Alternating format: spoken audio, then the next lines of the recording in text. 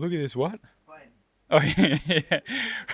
Remember the plan, brain. Oh, yeah. It was a good plan. What does this plan require of us, brain? Well, according to my brain manual, let me just see if I can find the page right. Oh.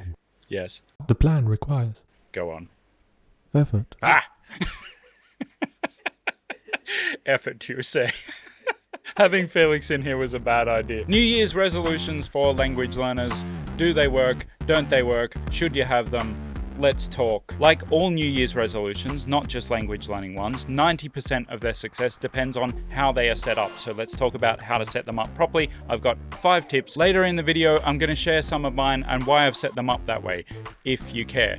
I know you don't, but I'm recording this at Christmas, so let's just pretend, okay? The first thing you want to do is to define your resolutions by specifically what you are going to do, how much of that thing, and by what time. You'll sometimes hear really helpful language learning videos say things like, don't try to learn a language in 3 months, instead only try to improve at that language in 3 months.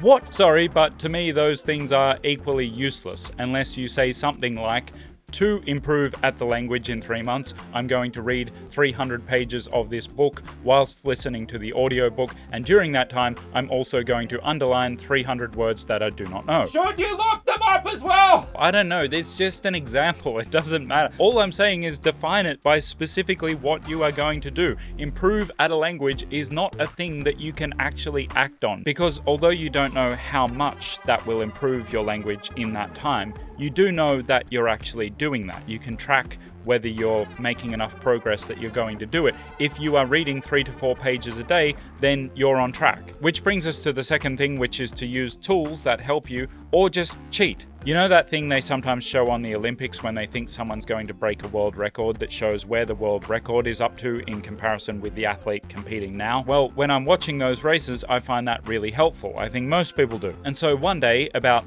25 years later than it should have been, if I'm honest, I thought, I should do that for me. Now, I'm not saying that all goals need to be measured down to the minute and you must have done 7,000 hours of French by September or else you can't call yourself a real language learner or whatever. I really don't care what the goal is. I'm just saying to track your progress over time, and by progress, I mean actions, because of principle number 1, remember specific things that you can do. So here is my language chart that I started in November because I started before the actual new year. I'm going for 20 minutes a day at the moment, which you might notice is not very much for someone who makes these videos, and I'll get to why that is later. But see, this green line here represents exactly 20 minutes a day cumulative. So if I'm below the line, then I haven't quite done that. If I'm above the line, then I've done more than that. So even if I miss a whole day, I can still see that I'm on track, which is very encouraging. I find it works really well. So now I'm going to explain what I mean by cheating. If you want to stop doing something and you can find tools that block or hinder access to that thing,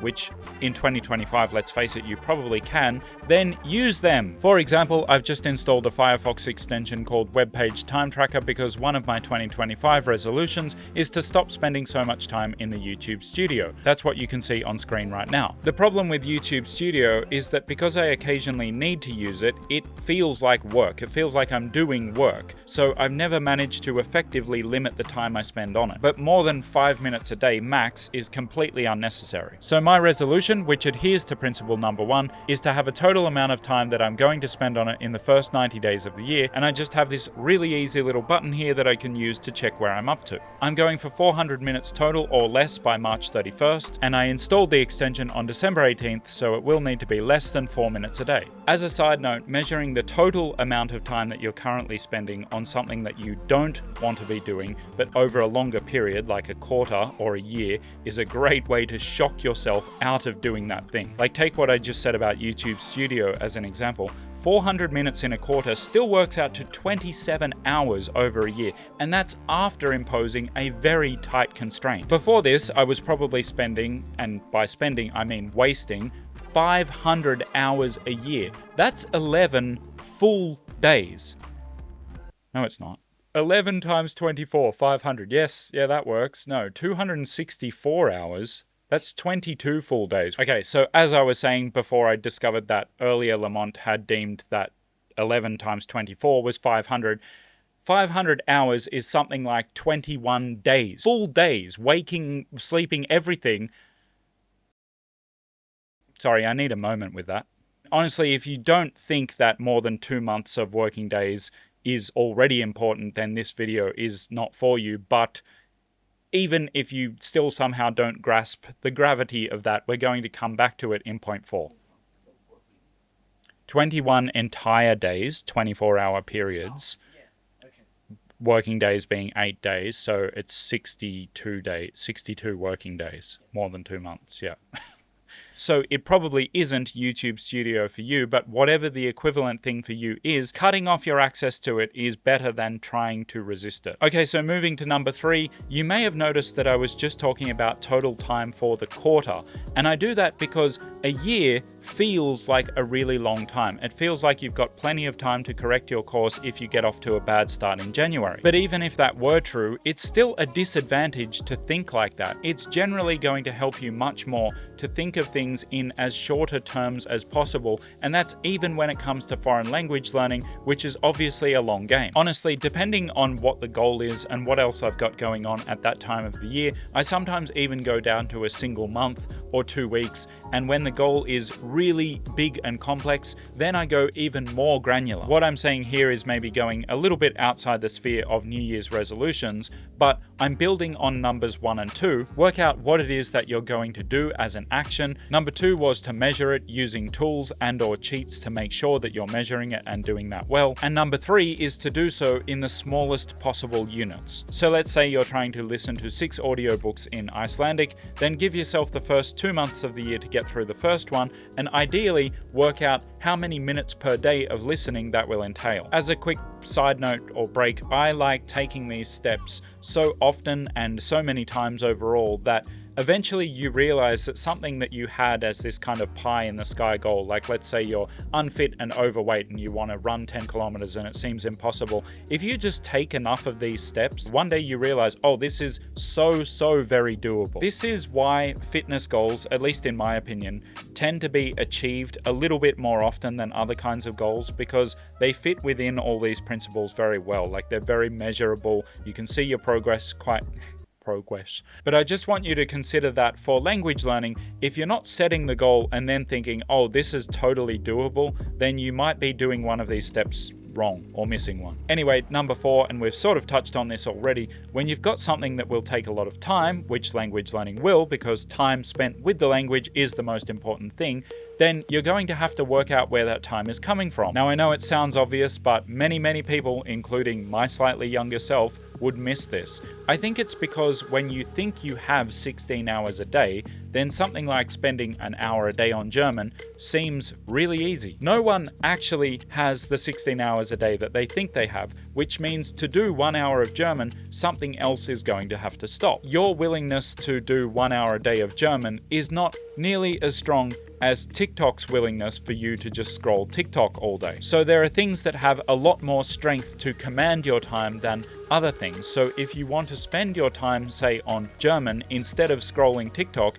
your plan can't just be to do German instead of scrolling TikTok. That's not going to work. I realized that I never actually gave any suggestions for what might work, so here are my best solutions. 1. Uninstall TikTok. You think you need it because it's designed to make you think that, but unless you're younger than 6, there was a time in your life that you didn't have it. No one needs TikTok, same goes for Twitter. Both things are literally making you dumber, and yes, I'm saying that as a YouTuber, everyone is a hypocrite, so I might as well be a hypocrite in landscape as God intended. 2, you could go with George Mack's solution of having 2 phones, one with all the crap on it and one just for good stuff like Speakly, Storytel, or an actual telephone, but I say that this one has some drawbacks, and I haven't really felt the need for that solution since implementing my 3rd suggestion, which is to just install ScreenZen. It's completely free and it's best described as a customizable lockout for certain apps or groups of apps. Yes, YouTube is included in a restricted group for me, but so are things like Amazon and eBay, because I'm trying to replace those idle wait times during which I'd often use time-wasting apps, either with simply sitting and waiting, Buddhist monk style, or at least listening to a few minutes of an audiobook. Since installing ScreenZen 3 months ago, I've finished around 20 books, which which is the same number that I'd read in the previous 3 years. Whatever you do, don't trust yourself to just choose something good like learning over something shallow and addictive. Be honest with yourself. It's never worked before. It's not going to work now just because the date has changed. And that brings us to number 5. All of these sort of work together, as you'll see,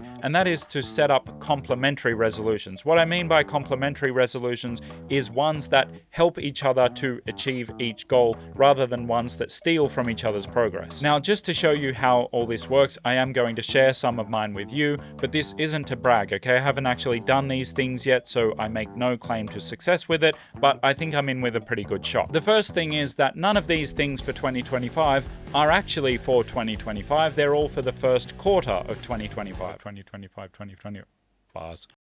Bars. Gabby Bell did it in the video we were watching the other day. My name's Kevin. In this multiverse, I'm in a new phase.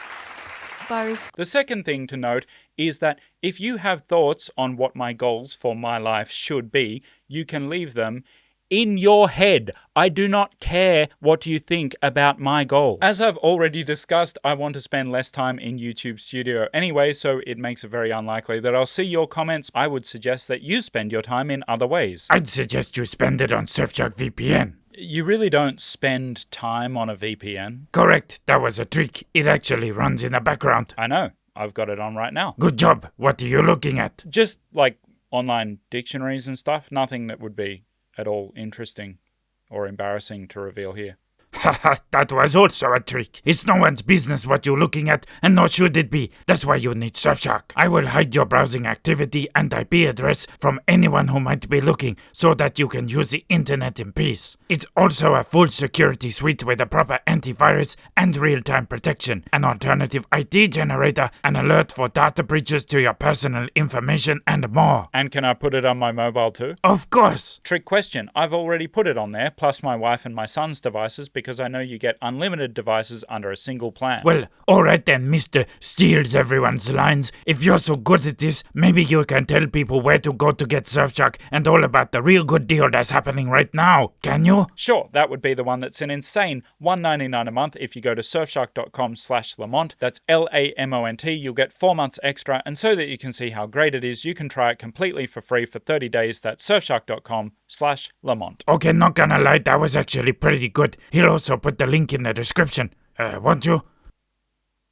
Yes. Good. Okay, have a good one. Bye. That fish is so weird. Anyway, we were talking about resolutions or goals that are complementary to one another. So to share some of mine for the first 90 days of the year, they are a particular set of health and exercise goals that involve a certain amount of nutrition and a certain amount of exercise, and that's all you need to know. 150 hours spent with this language, including reading this book, which I estimate will take around the last 50 hours. If you're wondering where that time will come from, I don't plan to spend any more time than I currently am actually working, which means the 1 to 2 hours that I was wasting every day in YouTube Studio can be better spent on literally anything else. Time spent exercising can also be spent in the target language, so that's doubling up. Plus, exercise actually gives you more energy than it takes away, so there's that as well. And talking about a different goal now, in order to properly finish the creative collaboration that I talked about in this video here, that'll probably take around 100 to 150 more hours. Now, obviously that was just an overview. I don't need to bore you with the details. I know the numbers in much more detail than that, but I'm just showing you that I've worked out, one, how many hours there are in that time as a total, and how many of those are realistically usable after all my normal commitments, plus there'll obviously be unforeseen uses of time. Two,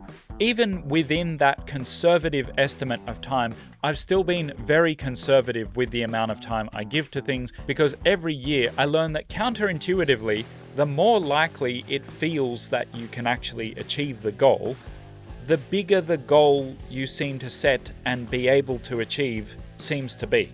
Did that make sense? It's like when you set goals that you know you're actually going to achieve, you go like, oh wow, I could set this goal and actually get it done, rather than being overly conservative because you don't trust yourself to follow through on anything else.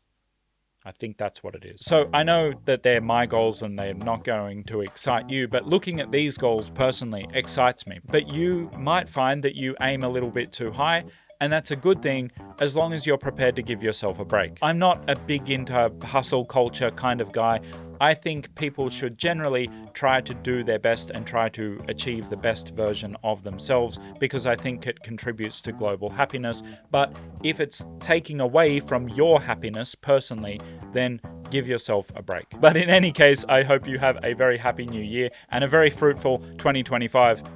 Lo quiero stuff. Nothing that would be embarrassing. Now you're making me laugh.